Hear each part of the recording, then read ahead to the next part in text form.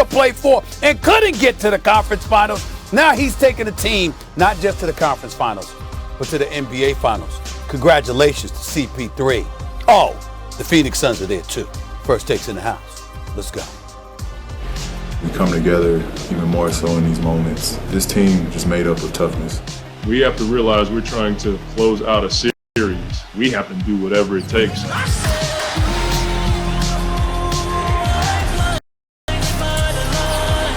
Chris Paul once again from downtown. Booker uses the screen beautifully and flushes. This is the deal. We don't give up. Paul step back three-pointer, puts it in, and the foul. Chris Paul is in the NBA Finals. What do you think when you hear that sentence? Man, that sounds damn good. Damn good. Never give up, right? What's going on, everybody? Welcome into First Take in the afternoon on Friday Eve. Stephen A.Smith, Max Kellerman, I'm Molly Karam. Gentlemen, how we doing? All right. How y'all doing? I'm good. Man hasn't slept now in 3 weeks. Look at him. Yeah, but he always puts on a show. As soon as the light goes on. Do I look sleepy? I'm wide awake. I feel good. You look good. I think it's incredible that you look wide awake. Okay. Yeah. That must be some strong coffee, brother. California sunshine, it does things to you. And the excitement that Chris Paul just provided, for sure. He's a special talent. All right, guys. In the building, he called home for 6 seasons of his 16-year career. Chris Paul, unstoppable after a 10-0 run by the Clippers, responding with an 8-0 run of his own to silence the crowd and cast off the playoff demon. CP3 earned the first finals berth of his career, while Phoenix is making its first appearance in nearly 3 decades, putting up 41 points, 7 of 8 from three-point range. Let me add 0 turnovers for those 40. Here he is. Chris Paul is in the NBA Finals. What do you think when you hear that sentence? Man, that sounds damn good. Damn good. It's been a lot of work, man. A lot of work. Going to a new team, everybody staying the course. That team fight hard. T. Lue, unbelievable coach. Chauncey Billups, my big brother. So many ties to that team. But damn, this feels good. What kind of mission were you on? Don't lose. Don't lose mission. You know what I'm saying? Damn, that feel good. I wish my son and my family come down here. I don't know, man. It's just a lot of emotions, a lot of injuries. I was getting an MRI yesterday on my wrist. A lot of shit going on. Excuse me. I'm sorry. I just want to get over there with my team, Rach. Respect. Appreciate you. Couldn't be more happy for him and Monty Williams. Max, we'll start with you. What did CP3 prove last night? That was the biggest legacy-defining single game in the NBA in the last half decade, since LeBron Game 7, 2016 against the Warriors at Oracle. It was the biggest legacy-defining game since then. Said it yesterday. He had the most to gain and the most to lose. Had he lost, another one, CP3, where your team is up and then they collapse, and this time they're up because Cam Payne was running the offense and doing better than you, right? This time they're up because they're 2-0 without you. Then you come back and you slow things down and you start to lose. Another collapse. Oh, no, you can't be a top 5 point guard. Versus when it mattered most, coming off the best series I'd ever seen him play, and that's saying a lot. When it mattered most with the chips on the line, Stephen A., the man dropped 41 with no turnovers. He's on a list. We've all seen the graphic by now. The only players in the history of the game since they've been tracking these things, the only players in a conference finals to give you 40-plus points with 0 turnovers are Hakeem and MJ and Shaq. That's it. And now Chris Paul. It doesn't get bigger than that. Well, I suppose if it was a Game 7 in the finals. But this is the biggest legacy-defining game since LeBron did just that in 2016. Well, I'm not going to disagree with that. I'm just going to take it to a different lane here. You know, a couple of weeks ago or so, I said if Chris Paul had won the championship, he's one of the top 5 point guards in the history of basketball. And when I talk point guards, I'm talking about quintessential floor leaders, an extension of the coach on the floor, a person who's an orchestrator, a floor general who runs the team, who knows not just his job, but everybody else's job, and does his best to maximize the potential around him. And when we see CP3, the inordinate amount of playoff games he's participated in, how everywhere he's gone, teams have gotten better with him, worse without him, et cetera, et cetera, et cetera. him as a point guard proves it without question in that regard. But it goes to an extra level. I remember former PR guy John Black for the Los Angeles Lakers. Max, you know him. I love John Black. I've known him for many years, and out of the blue, he texted me because he was challenging my assertions about Chris Paul, and then he threw out names like Iverson, Oscar Robertson, Magic Johnson, Jason Kidd, Steve Nash, etc., etc. And I said, I'll go as far as to say this. When you look at CP3, if he were to have a title in his possession, yes, I would put him over Jason Kidd. Yes, I would put him over Steve Nash. And Iverson, I never considered a point guard. I covered him for 10 years. I'm telling you, he wasn't a point guard. He was a scoring machine. And just pound for pound, one of the greatest warriors we've ever seen. But he wasn't a quintessential point guard. And that's what I look at CP3 as being. And so to see him last night come out there and be the floor general that he was, but then to follow up Paul George's 41-point performance with 41 of his own, 31 in the second half. He's never done that at any point in time in his career in the regular season or the postseason. And when I take all of that into consideration, it definitely magnifies and solidifies, Max, everything that you just said. But what really touches your heart is to see him go over to Monty Williams and hug him the way that he did and bury his face in his arms, because it's been 16 long years. And as I said on SportsCenter last night, as a guy that, in full disclosure, I executive produced that docuseries, Why Not Us, on North Carolina Central University's basketball team, led by the great coach Lavelle Moten. And CP3 and I executive produced that together, along with Roadside Entertainment. And you look at that, and you think about the kind of things that CP3 talked about and the kind of things that he endured. Max, he is not very liked by a lot of guys in the NBA. Not most, not all, but a lot of guys do not like him. There are more who love him, and all of them respect him because they know that he don't play and he's going to hold everybody accountable. And as Devin Booker once said, he's an acquired taste. He's not for everybody, but he's clearly for this Phoenix Suns team, and you can see that with the love that they showed for him. It was a real special moment to be there last night and to watch him do what he did.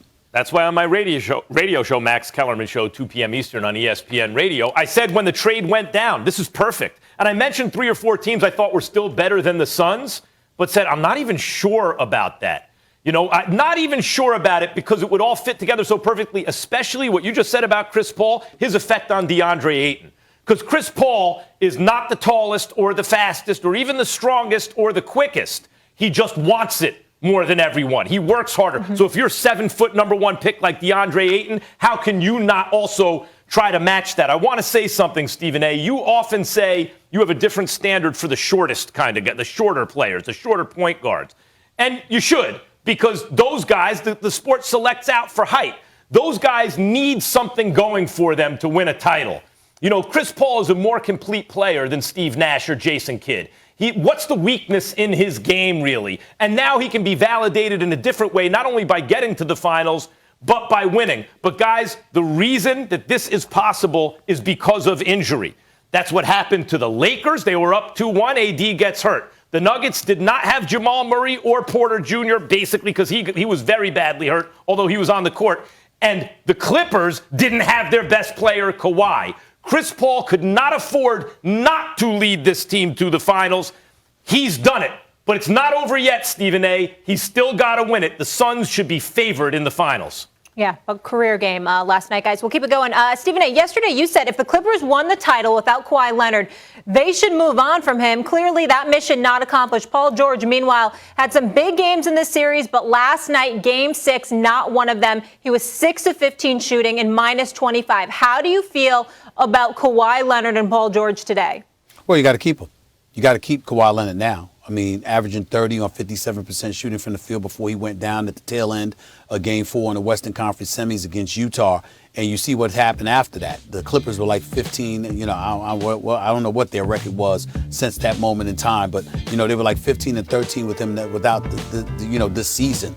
And obviously they won their share of playoff games, but in the end, they won 2 playoff games to close out Utah. They won the final 3, and then obviously they won 2 games in this series. But in the end, there was just something missing. And, listen, Paul George did not choke. Paul George is not a scrub. Paul George is a star in this league, but there's levels, and there's a level that he just wasn't on. He was on it in Game 5, but you got to continue that on.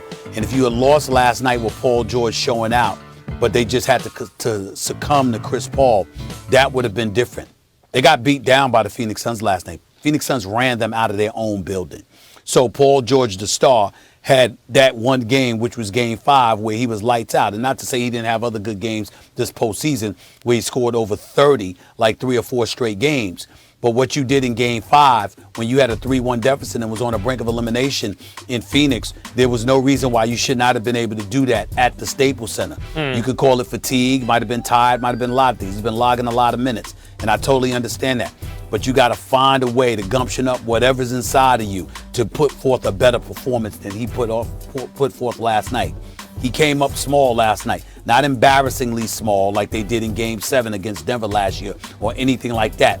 But you found yourself expecting a lot more and a lot better from Paul George, and that's not what happened. And you did walk away feeling like if Kawhi Leonard was there, there's no way the Phoenix Suns would be in the finals. The Clippers would have been in the finals based on everything else you saw. As a matter of fact, they'd probably win it based on the plethora of injuries that have taken place throughout the rest of the playoffs. But Kawhi did go down, and it was up to Paul George to step up and get it done. He got it done in Game 5, didn't get it done in Game 6, came up considerably smaller than we had expected, and that's a big reason why the Clippers are home today. If Kawhi doesn't get hurt, the Clippers advance, period. But today, I'm not going to criticize Paul George. You know I've been critical about his playoff performances in the past, Stephen A. Not today. Because I don't care that he's less efficient in the playoffs than he normally is. It's not that I don't care. It's that playoff defenses are better. The question is, did he play well or not? And the answer is yes. He's a two-way player. If his offense is off one game, you're talking overall or last night? Overall in these playoffs. Okay. If his offense is off, he can help you defensively. Chris Paul was excellent in these playoffs, and this is a big piece of evidence that doesn't erase what's happened in the past, but it counterbalances it. Just like you can't ignore what's happened in the past, you can't ignore this. And let me tell you something. I give LeBron enormous credit. Enormous credit in 2015 for taking a team without his second or third best players to Game 6 against the Warriors, who won the championship. I give Kevin Durant enormous credit in these playoffs for taking that Bucks team to a Game 7 with a chance to win it, in overtime with that shot where he airballed the 3, but he deserves credit for getting there. Now, I'd like to point out they were up 2-0, which means after he lost his help, they lost 4 out of 5, right? Nevertheless, he deserves credit, just like Paul George does, for getting this team to a Game 6 without Kawhi Leonard. Like, it's even harder to do what Paul George did because he's not missing the second best player on the team. He's missing the best player on the team. And largely because of his play, they were able to get to a Game 6 against a team. Look, Chris Paul missed a couple games. Devin Booker had his face broken, everything. But they had their guys together in the end. And Paul George did not. I'm not going to accuse you of not answering the question, but you go through that long soliloquy. Who had a long soliloquy? And just ignored Game 6. What I'm trying to say is this. Paul George, Paul George performed well throughout these playoffs, but he didn't last night. Yeah, would I have think he had sufficed. 21, 9, and 2. The man did 6 for 15 in the midst of CP3 putting on that show. Yeah. The one person you were looking for an answer from didn't give it to you in that one game. It doesn't erase everything else he's done. But that one game, which was the closeout game, Max, he showed up for the closeout game in Game 5. Didn't show up for the closeout game in Game 6. All right, big-time He players. did not show up. Big-time plays, big-time moments. Guys, we got to keep it pushing here because we're only 90 minutes. So plenty more first takes still to come. Which team needs their superstar to return more? Surprise, surprise. The fellas not exactly seeing eye to eye on Giannis versus Trey. Plus, Chris Paul had one of, if not the best games of his career last night. Did he break the Clippers? Patrick Beverley, salty. Our guys on the Clipper Conundrum in just